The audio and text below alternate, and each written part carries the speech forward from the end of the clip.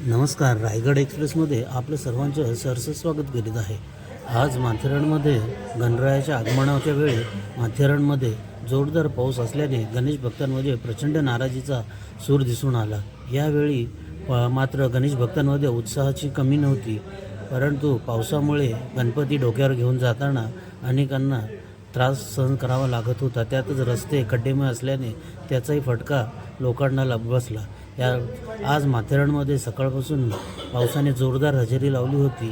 सकाळी 8 ते संध्याकाळी 5 वाजेपर्यंत तब्बल 25 मिलीमीटर, तर या पावसाच्या हंगामामध्ये तब्बल 4,700 मिलीमीटर इतका प्रचंड पाऊस माथेरानमध्ये झाला असून माथेरानमधील शार्लट लेक हे पाणीपिण्याचे धर केव्हाच ओव्हरफ्लो झाले होते. परंतु आज या पावसामध्ये या ठिकाणी पाण्याचा विकराळ रूप पाहावयास मिळत होते. आज झालेल्या पावसाने येथील गणपती सणावरती पावसाचे सावट असणार हे निश्चित झाले.